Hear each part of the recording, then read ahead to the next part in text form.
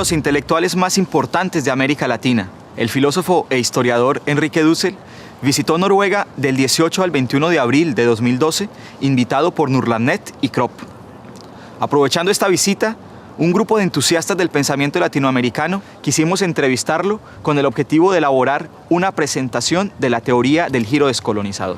A continuación, verán el resultado de varias horas de conversación resumidas en 5 puntos de los elementos centrales de esta teoría.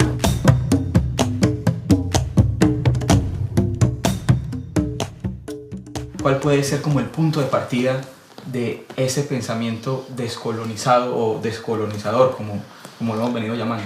El giro descolonizador es un giro epistemológico y sus antecedentes, yo diría, son el boom literario, que es descolonizador, la teoría de la dependencia, que permite empezar a entender económicamente la estructura de la globalización ya en los años 60 del siglo pasado, porque en el fondo la teoría de la dependencia es la quintesencia del proceso de la globalización. Y también lo que en el plano religioso-político se llamó la teología de la liberación, que movió el imaginario popular a otro nivel. Y en ese contexto surgió un grupo en Argentina y después se generalizó, que hemos llamado filosofía de la liberación. Pero este es un movimiento filosófico, había el literario, había el socioeconómico, la teoría de dependencia, y después otros aportes, diríamos, epistemológicos, que con el tiempo y las revoluciones latinoamericanas haciéndose más complejas y más profundas, transformaron la teoría marxista tradicional en algo nuevo, y uno de los expresiones de eso es Aníbal Quijano, el gran sociólogo, economista peruano, que de un marxismo más tradicional, pero ya de la teoría de la dependencia, pasa él a proponer toda la colonialidad del poder, es decir, el poder se organiza en una estructura colonial y ya entra el problema del género, pero sobre todo de la raza. Y él mismo dice, el modo de categorizar en América Latina no fue la clase social, fue las razas. Entonces eso ya es un vuelco al marxismo a otro nivel.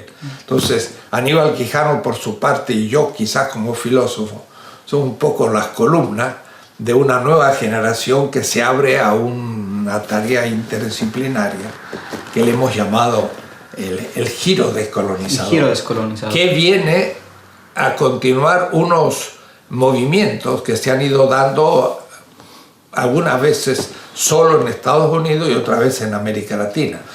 El tema de la posmodernidad fue europeo, aparece con Lyotard, pero justamente en mi filosofía de liberación del año 75, en la primera página, el primer texto del exilio, ¿no? El primer texto del exilio, yo digo, esta es una filosofía postmoderna, 1976.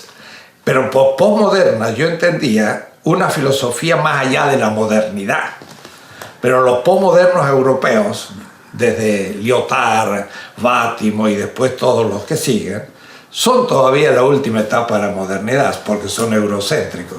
Entonces yo ya no pude seguir hablando de la posmodernidad, que la dije antes que Lyotard, sino que ya que utilizaron la palabra y la quemaron, entonces digo transmodernidad. Voy a decir, de lo que se trata es ir más allá de la modernidad.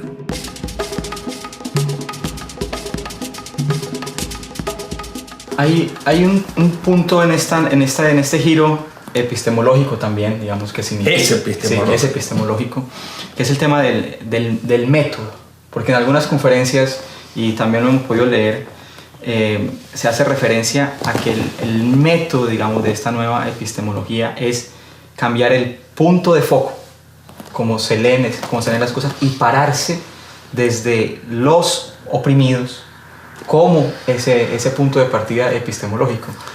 ¿Cómo se hace eso? ¿Cómo surge esa posibilidad? Sí, lo interesante del pensamiento latinoamericano, a diferencia, pongamos, del pensamiento meramente literario, pongamos Edward Said. Edward Said propone la gran idea del orientalismo. En el 78, la filosofía de liberación surge por los 68-69. Hay que verlo en el tiempo, mucho antes que el orientalismo. Y antes que Guha en la India, que también repiensa de Foucault el modo de hacer historia y va a hacer los estudios subalternos de Spivak y todo este grupo norteamericano de la India. En cierta manera, la filosofía de liberación anticipa todo eso. Entonces, totalidad es Hegel, es Heidegger, es ser en el mundo. Y en el mundo, el otro, el oprimido, no existe, es nada. El ser es lo griego, el no ser es el bárbaro. Y entonces de inmediato dijimos, el latinoamericano no es. Y de lo que se trata es de una filosofía bárbara, de los que están fuera del ser. Y en ese momento Sartre escribía los dos tomos enormes de la razón dialéctica. Entonces entendimos cómo la dialéctica era el proceso de una totalidad a otra totalidad. Pero el momento más creativo del pasaje era el momento de la exterioridad de la primera totalidad que me permite pasar a la segunda. Y eso es el tema de Levinas. Entonces, la filosofía de liberación trabajó el tema de la alteridad del otro, que era la mujer en el machismo, ya en los años, origen del 70. Yo tengo un tomo sobre la liberación de la mujer en América Latina. Era el hijo de la pedagógica de Pablo Freire, que se le mete la ideología del padre, pero era el pobre en la económica. Y entonces Levinas daba posibilidad de entender también la dominación económica, pero no así solamente el capital trabajo al nivel de la fábrica, sino de los países desarrollados y subdesarrollados, la teoría de la dependencia. Y América Latina como la víctima de un proceso global en los años 69, 70. Es decir, fuimos la primera filosofía que tomó en cuenta el horizonte de la globalización, de la que se va a hablar 30 años o 25 años después. Y antes el pensamiento posmoderno de Lyotard, y aún antes el orientalismo de Edward Said, y de todo eso. Es interesante, América Latina inició un proceso todavía desconocido. Ahora, eso se va a integrar a todo lo demás. Entonces, por eso que hasta metodológicamente dijimos, la dialéctica es el método, pero el momento fuerte de la dialéctica no es negación de la negación. El esclavo es negado. Y negar la esclavitud es pasar a un sistema donde no hay esclavos. Pero el esclavo deja de ser esclavo cuando tiene una utopía donde él ya no es esclavo. Y esa utopía es positividad. Tiene que imaginarse libre para negarse al esclavo. Entonces, el origen del proceso no es mera negación de la negación. Es una afirmación previa que me permite negar la negación. Y eso le llamamos en el grupo lo analéctico. Y entonces hablábamos de una anadialéctica, un método nuevo porque daba importancia a la exterioridad que Levinas había planteado. Desde un horizonte heideggeriano, hegeliano, eurocéntrico, todavía. Pero ya el otro aparecía. Y nos situamos desde el otro. Entonces cambiamos el punto de mira, pero no sabíamos todavía lo eurocéntrico que éramos y ni siquiera lo habíamos pensado al tema. Eso va a ser lenta maduración de un proceso.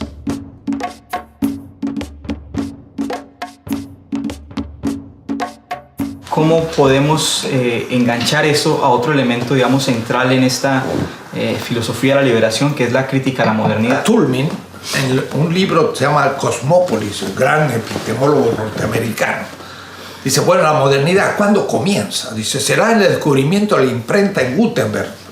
No sabe que los chinos habían descubierto la imprenta 6 siglos antes. Así que el pobre Toulmin es un ignorante y es el más grande epistemólogo durante unos decenios. Y Habermas dice, el origen de la modernidad es el Renacimiento, ¿no? Y después la Reforma y la Ilustración. Y cada uno dice como de paso cuando se origina. Pero el origen de la modernidad va a determinar qué es lo que es la modernidad. porque es un yo, pienso, pero que yo siempre dije desde la filosofía de liberación, antes del yo pienso, está el yo conquisto, que es un yo práctico que después se hace ontología. Y el yo conquisto se hace en América Latina, es Cortés, el conquistador. El ego descubridor de Europa. Y el ego conquistador del otro, que lo domina de un punto de vista cultural, económico, y lo pone a trabajar a su servicio en la encomienda, en la mita y en la hacienda y en el mundo colonial, que instala la modernidad. Entonces, la modernidad como fenómeno cultural global, de un punto de vista ideológico, es el comienzo del eurocentrismo, porque los europeos no eran eurocéntricos, tenían un complejo de inferioridad con respecto al mundo árabe total. Sabían que los árabes eran más cultos, más científicos. Un trauma. Claro, del sur venía la cultura. Por eso que el Quijote dice, recibía el texto de un árabe, el Quijote, porque no lo va a recibir un alemán que no tenía ninguna significación en el siglo XV o XVI. Eran los árabes los cultos, los ricos. Entonces yo empiezo a darme cuenta que el origen de la modernidad está en 1492. Y eso no lo ha dicho ningún autor europeo, ni Wallerstein. Y Mignolo y mis amigos ya lo han asumido, pero se olvidan que era una fecha, que diría yo, ontológica, porque es el momento en que Europa se abre al mundo y rodea al mundo árabe que lo tenía rodeado.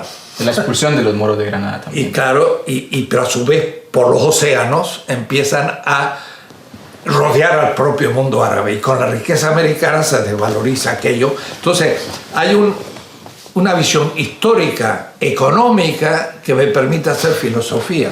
Eso es una metodología desconocida por la academia filosófica. Ningún filósofo europeo es capaz de hacer eso, porque son unidisciplinarios, ¿no? Los marxistas más porque conocen la economía, pero también estaban confundidos, porque todos creían que la época colonial tenía un sistema económico feudal, y decían el feudalismo en América Latina. Ahora, fue un autor marxista argentino, en 1949, que estudiando el tema dijo, no, la época colonial tiene un capitalismo mercantil, y eso es como el hilo de Ariadna. Yo diría que de 1949, epistemológicamente, se empieza a desenvolver el entresijo. Si el sistema colonial no fue feudal, fue capitalista. Si fue capitalista, ¿de qué tipo? Y entonces, la modernidad y el capitalismo son simultáneos, y el colonialismo son simultáneos, y el eurocentrismo son simultáneos, y van a crecer juntos. Y la filosofía moderna se va a montar sobre el eurocentrismo y sobre el colonialismo. Entonces lo que hace Edward Said en la literatura, y muestra que el Oriente es un fantasma que se creó, es una creación europea total, lo empezamos a hacer. Y entonces yo releo a los filósofos europeos eurocéntricamente, y tengo que hacer una destrucción en regla de todos ellos. Entonces cuando hablo con cualquiera, enseguida me doy cuenta que son eurocéntricos, y le entro a la crítica, y están desnudos porque no conocen ninguna temática de esto, y no entienden ni siquiera la crítica al comienzo, y cuando la entienden se dan cuenta que ahora ya no tienen el manejo del discurso, ya se lo quitaron.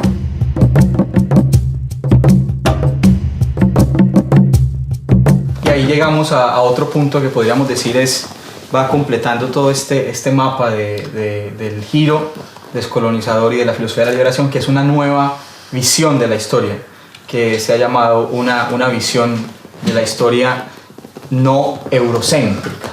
Y allí está también la tensión con esa narrativa de la historia, digamos, desde Europa, y la tensión principalmente con Hegel y cómo él construye lo que usted va a decir es un mito o una invención, un invento, la forma como nos han contado la historia, ideológico.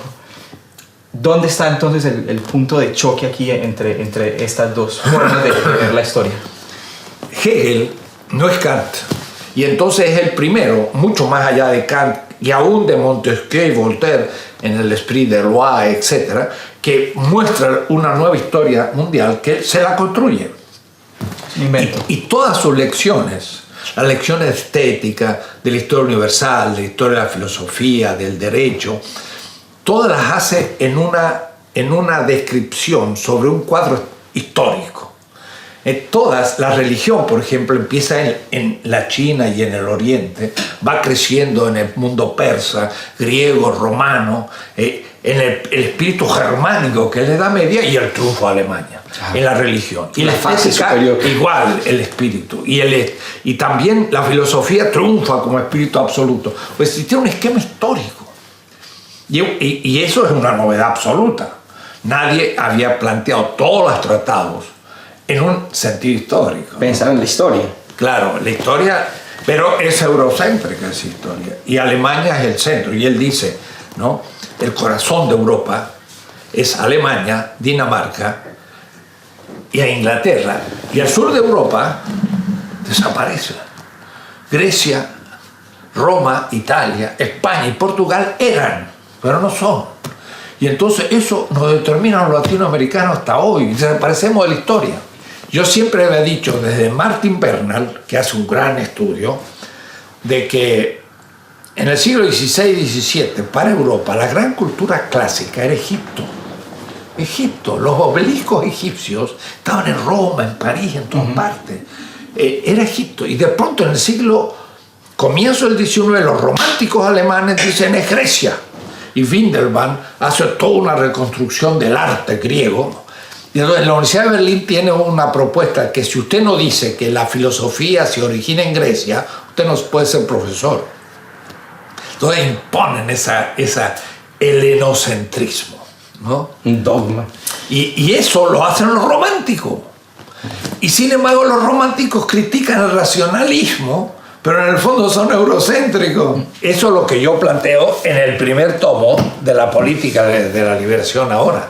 Tengo que reconstruir toda la historia mundial para empezar a poder ser latinoamericano y pensar desde mi horizonte las cosas. Es decir, la nueva historia, la historia no eurocéntrica es el punto obligado de partida para empezar a hacer la crítica. La historia es como el horizonte epistemológico último de todas las ciencias, aún de la matemática. Porque también en la historia de la matemática, y cuando el otro día discutía con el filósofo noruego, me dice, bueno, pero la ciencia y la tecnología europea pues es fundamental. Pero digo, pero usted sabe que el número que utilizamos en matemática le llamamos número arábigo, porque lo inventaron los árabes en Bagdad y no en París, ¿no? Y el teorema de Pitágoras no lo descubrió Pitágoras, están en ladrillitos asirios, 2000 años antes de Pitágoras. Entonces, tenemos una historia construida donde todo hicimos nosotros. Y además, no es la ciencia la que determina la tecnología y esta la economía, sino al revés. Es la apertura a los océanos lo que exige la tecnología y la navegación y el desarrollo de la astronomía y con ello la matemática. Es decir, la economía determina la tecnología y esta la ciencia, es al revés. Y la expansión europea, moderna, colonialista, va a permitir la revolución tecnológica posteriormente, siglo XVII. Y la revolución industrial del XVIII, pero la China también la está haciendo. Entonces hay un libro de Hobson que yo no cito acá porque es después de este tomo, donde profesor en Sheffield, ahora en Inglaterra, donde demuestra que todas las máquinas que utiliza la revolución industrial en la agricultura inglesa, una por una son chinas. Hasta la máquina a vapor. Y estamos descubriendo cosas nuevas, ¿no? Entonces, ni la revolución industrial fue puramente europea, pero Inglaterra tuvo una coyuntura que pudo desarrollarse y la China entró en crisis por razón que se están estudiando. Y la China vuelve hoy, pero no como un milagro, como una siestita, yo llamo, de 2 siglos. Hasta 1800. No como una excepcionalidad. Hasta 1800, todos los productos del mercado mundial eran chinos. Europa no podía venderle a China nada. Y tuvo que hacer guerra del opio para venderle opio hindú a los chinos. Porque no tenía que venderle. Porque los chinos estaban más avanzados en todo. Y acá hay otro punto, digamos, también en esta columna, si se puede llamar así, o en este pilar de este giro descolonizador que es la nueva historia no eurocéntrica, que es la incursión de ese otro excluido en la historia. Porque hasta donde lo vemos acá, no es solamente negar la existencia de ese otro o encubrirlo, como se ha planteado acá, sino también negar el aporte del otro en el propio avance, digamos, si se quiere, universal. Creo que esos son como las dos caras de la moneda. Que es la pretensión de la particularidad europea. O es decir, lo que se llama universal es la pretensión europea de universalidad. De proyección. Pero en realidad es el manejo muy creador de su particularidad que se impone a los otros como universalidad. Y la medida que yo lo acepto, pues también quedo subyugado, dominado por ello. Claro, el avance técnico podríamos decir que es utilizable por todos, pero el modo como se lo utiliza y el modo como se lo va a desarrollar es culturalmente diferenciado. Pero evidentemente Europa desde el siglo XVII y sobre todo la Revolución Industrial hace un desarrollo tecnológico tremendo desde las hipótesis y los descubrimientos que va tomando de otras culturas y que no agradece y que le permite ahora hacer esto que está produciendo. Ahora, el capitalismo chino en este momento es neoconfuciano, no es calvinista como pensaba Max Weber, y está desarrollando ciertos recursos que no son el capitalismo occidental, ya está modificado. Entonces van a haber desarrollos inesperados desde horizontes culturales distintos, con otro significado cotidiano también.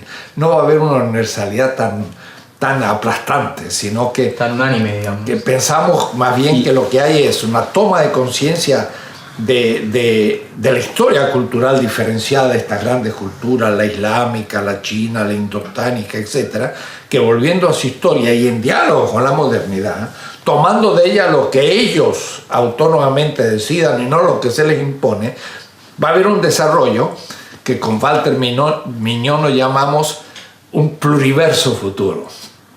Es decir, va a haber muchos siglos donde no va a haber coincidencia cultural, sino que va a haber mucha diferenciación todavía. Entonces eso ya no va a ser postmoderno, sino que va a ser más allá de la modernidad. Y el problema ecológico va a determinar la crisis definitiva del capitalismo de una manera quizá inesperada para Marx. Y lo estamos viviendo. Estamos viviendo un capital financiero que comienza a aplastar a la política, aún de los países centrales. Entonces estamos viviendo una crisis muy interesante, pero necesitamos nuevas categorías para entender.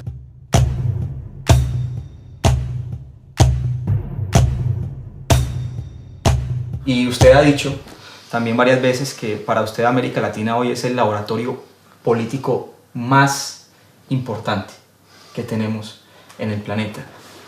Pero ¿qué es lo nuevo de ese laboratorio político? Y sobre todo, ¿cuál puede ser la perspectiva? Porque tampoco es una sola experiencia, y también tiene sus bemoles. Como dice, ¿cuál es la esperanza? Habiendo planteado ese horizonte histórico, metodológico, ontológico, ético, había que construir una política. Y la política se construía primero conociendo muy bien los grandes teóricos políticos actuales, que sería un Badiou en Francia, un Agamben en Italia, un Carl Schmitt en Estados Unidos, un Rawls o quien fuere en Estados Unidos, en Alemania, dije Carl Schmitt. Es decir, nos hicimos cargo de lo mejor del pensamiento filosófico político. Pero al mismo tiempo estaban aconteciendo grandes experiencias en América Latina, que para mí son las 6 revoluciones que comentaba hoy en la revolución cubana, la revolución del Frente Popular o Unido con Allende en Chile, la revolución sandinista que remueve la teoría marxista tradicional, los zapatistas, pero sobre todo cuando llega el 1999 la revolución bolivariana en Venezuela. Y ahí empieza una nueva concepción de la política, porque llegan al poder de una manera realmente novedosa. Lo primero, reformando la Constitución. Nunca había pasado. Ninguna revolución, ni la rusa, ni la china, ni ninguno iba a cambiar la Constitución. Eso son cuestiones burguesas. No, señores. La legalidad y la democracia no son burguesas, son populares. Consiste en una concepción de la política. Entonces me decía un cubano, ahí en Caracas. Dice, estos venezolanos son ingenuos, todavía van a perder una elección. El cubano nunca va a perder una elección, porque nunca la ha hecho. Y yo le digo, bueno, mira, si tú no arriesgas a perder una elección, no haces política. Y para no perder la elección, tienes que estar haciendo política en serio y tienes que estar... haciendo hegemonía desde abajo. Claro, la hegemonía son los intereses y cuando no lo cumples, pierdes popularidad y si no corriges los errores, te sacan el poder. Ah, es interesante. Ahí, digamos... Eso es política. Entonces había que redefinir. Pero las expresiones teóricas del zapatismo, los que mandan obedeciendo. La expresión teórica de Evo Morales, yo ejerzo un poder obediencial, me dijo, hay un nuevo concepto del poder. Esto es anterior a Hobbes. Entonces, en mi filosofía política, yo reconstruyo el pensamiento moderno político y no le concedo a la modernidad nada. O es decir, agarro a Hobbes y muestra que es ya un modelo moderno de encubrimiento y de dominación. Y de Locke, y de Hume, y de los que siguen hasta Habermas. Porque Habermas mismo es un formalista que ha perdido lo económico y por eso dejó Marx. Y por eso que Habermas no puede hacer una crítica al capitalismo y puede aceptar la Europa existente y no puede hacer ninguna crítica a la invasión de la OTAN en Libia porque está confundido. En cambio, yo no, yo empiezo una reconstrucción de la filosofía política desde antes de Hobbes. Y entonces digo, ¿qué es el poder? Y ahí empiezo a redefinir el poder, que aún la izquierda, incluyendo Lenin, el Estado de la Revolución, y Marx, según la interpretación de Mészáros, tuvieron una visión negativa. Poder como dominación. Como dominación. Y entonces, si el poder es dominación, yo no voy a entrar a la política, ¿para qué me voy a ensuciar? Y los movimientos sociales dicen, a la política no hay que meterse porque te corrompe. Entonces, ¿quién se mete a la política? Los corrompidos. Entonces estamos perdidos. No, yo necesito hacer una política positiva y demostrar cuánto se corrompe. Claro, cuando Hugo Chávez leyó mi segundo tomo, quedó encantado y empezó a enseñarlo a la gente porque yo le daba instrumentos para gobernar.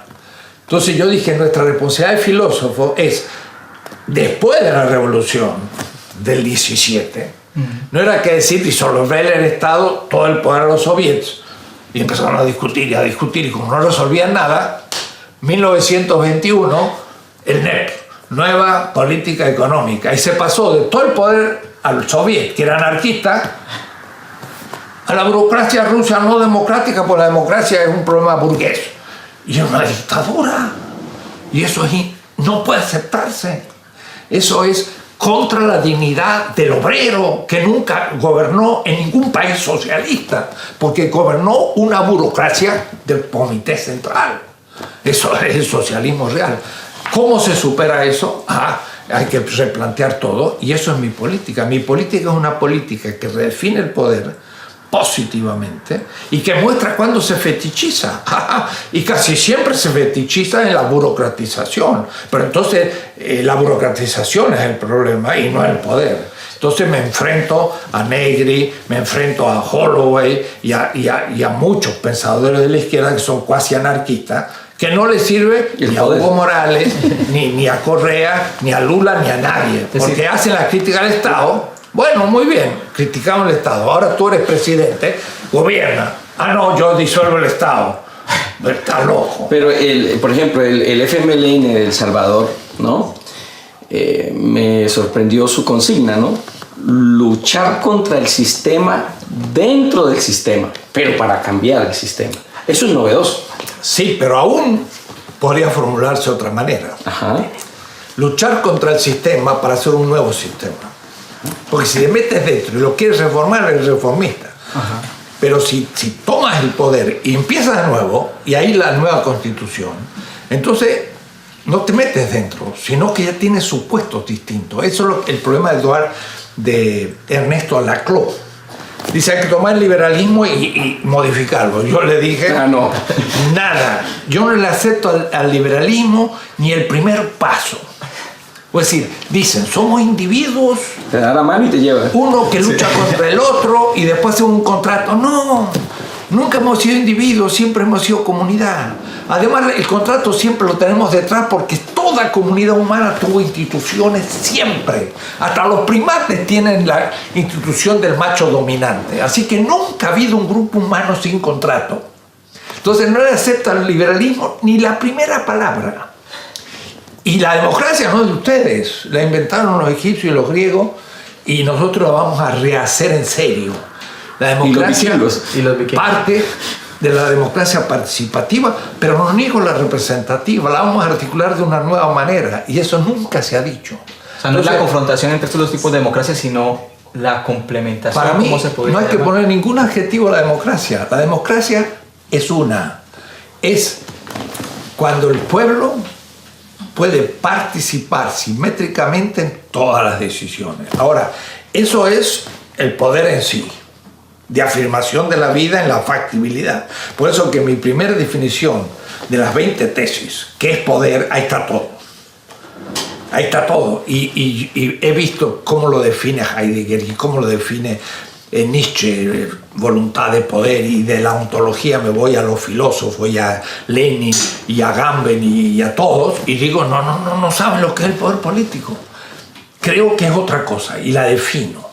Pero la defino positivamente, es una voluntad de vida de un pueblo, voluntad de vida, que significa querer vivir, pero vivir es querer comer, querer tener agua, querer tener cultura propia y hasta tener los propios dioses. Si creen los dioses tienes derecho a tener tus dioses, no tengo yo por qué negártelos si no te demuestro que no existen.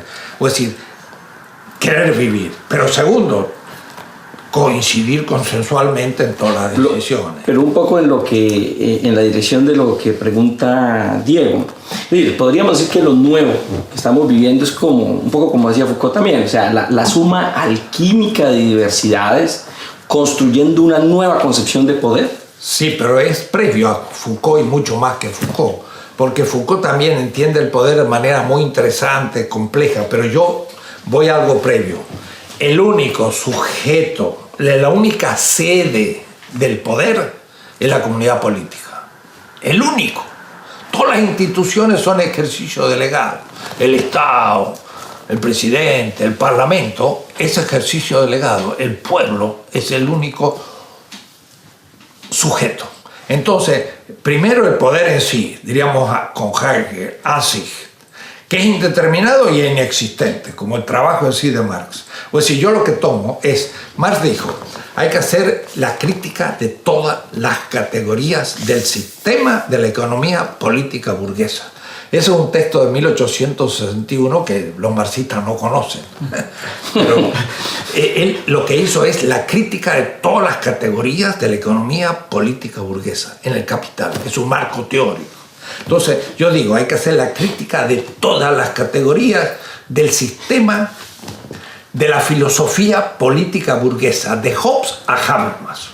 Pero entonces estaríamos más vale con un Gramsci, un poco en la idea de hegemonía. Gramsci es el único casi que queda en pie.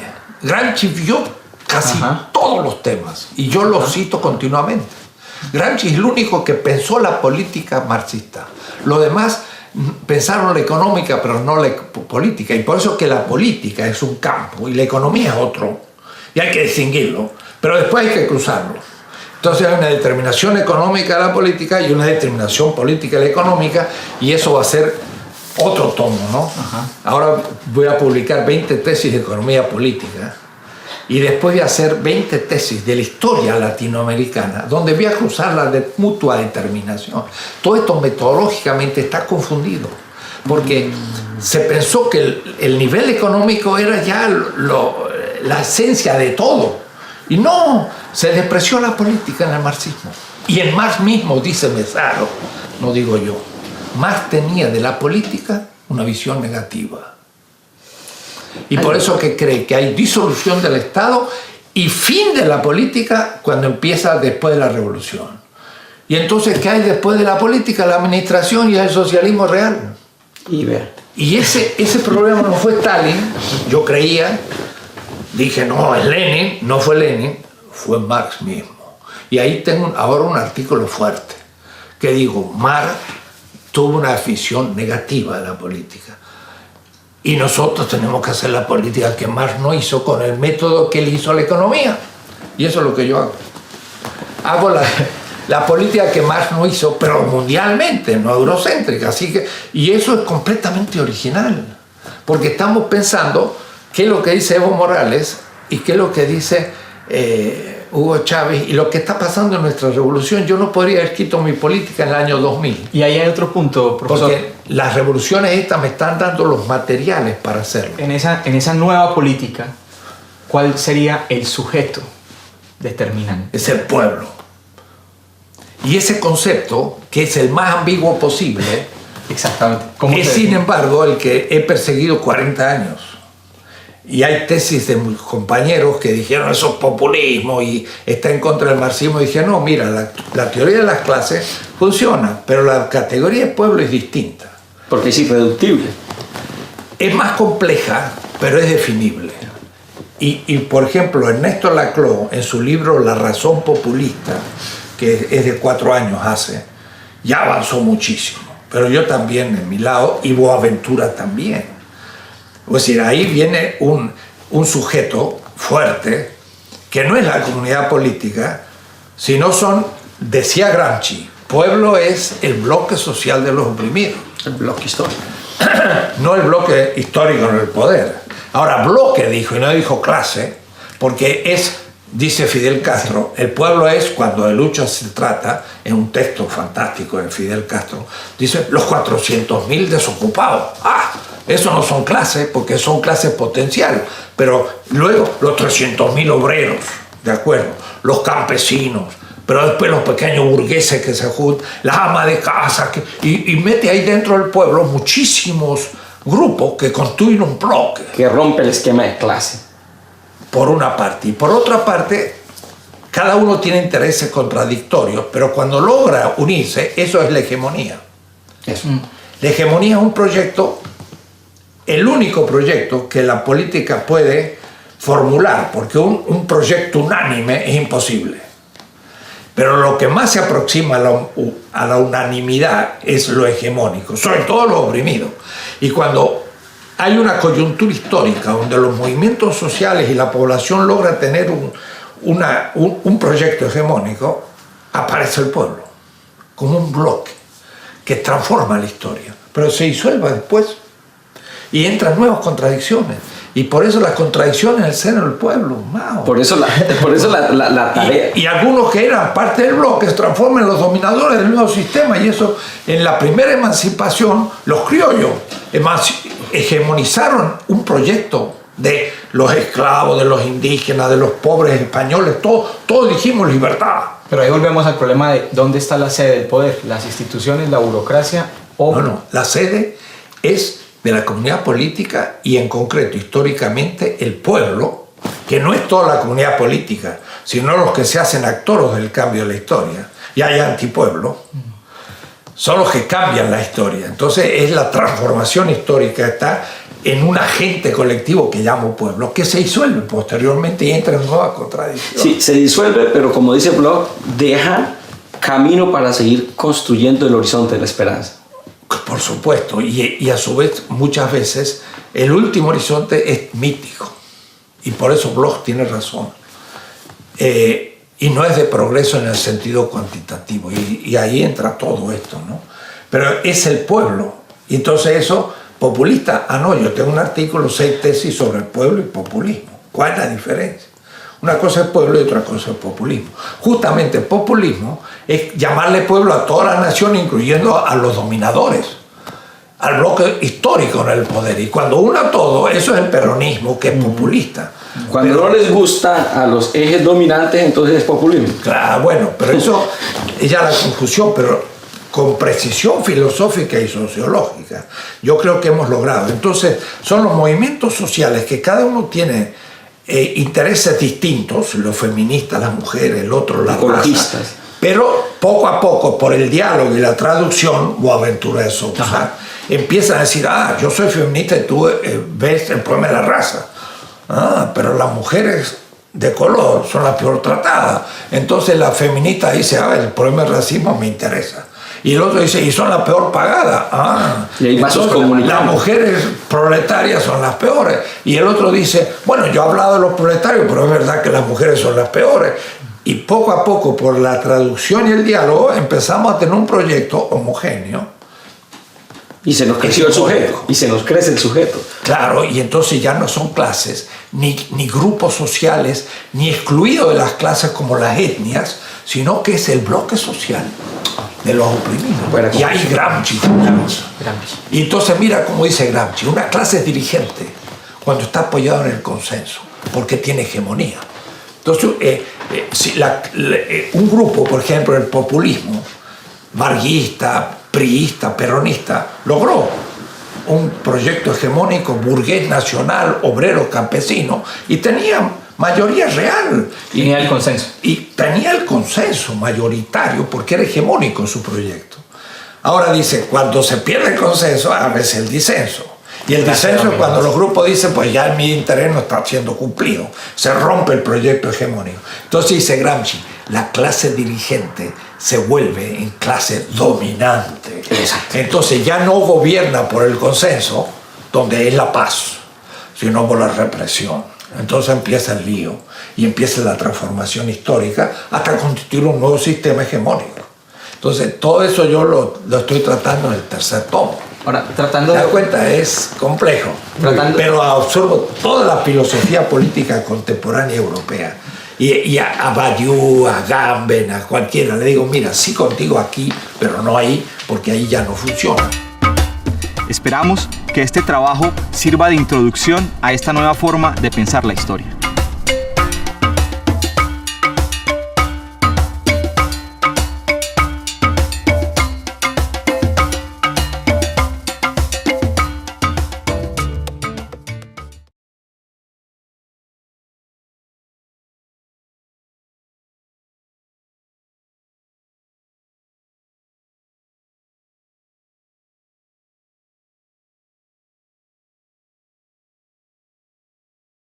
Esto surgió un grupo en Argentina y después se generalizó, que hemos llamado filosofía de la liberación. Pero este es un movimiento filosófico. Había el literario, había el socioeconómico, la teoría de dependencia, y después otros aportes, diríamos, epistemológicos, que con el tiempo y las revoluciones latinoamericanas haciéndose más complejas y más profundas, y transformaron la teoría marxista tradicional en algo nuevo. Y uno de los expresiones de eso es Aníbal Quijano, el gran sociólogo, economista peruano, que de un marxismo más tradicional, pero ya de la teoría de la dependencia, pasa él a proponer toda la colonialidad. Ese pensamiento descolonizado o descolonizador, como lo hemos venido llamando. El giro descolonizador es un giro epistemológico y sus antecedentes, yo diría, son el boom literario, que es descolonizador, la teoría de la dependencia, que permite empezar a entender económicamente la estructura de la globalización ya en los años 60 del siglo pasado, porque en el fondo la teoría de la dependencia es la quintesencia del proceso de la globalización. Y también lo que en el plano religioso político se llamó la teología de la liberación, que movió el imaginario popular a otro nivel. Y en ese contexto aparece con Lyotard, pero justamente en mi filosofía de liberación del año 75, en la primera página... El primer texto del exilio, ¿no? El primer texto del exilio, yo digo, esta es una filosofía postmoderna, 1976. Pero por postmoderna yo entendía una filosofía más allá de la modernidad. Pero los postmodernos europeos, desde Lyotard, Bátimo y después todos los que siguen, son todavía la última etapa de la modernidad porque son eurocéntricos.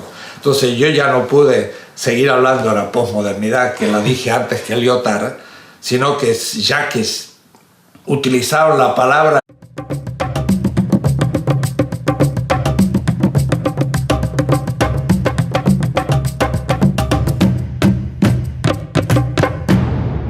los intelectuales más importantes de América Latina, el filósofo e historiador Enrique Dussel, visitó Noruega del 18 al 21 de abril de 2012, invitado por Nurlannet y Kropp.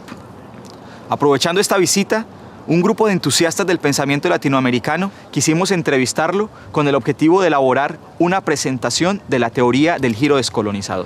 A continuación, verán el resultado de varias horas de conversación resumidas en 5 puntos de los elementos centrales de esta teoría.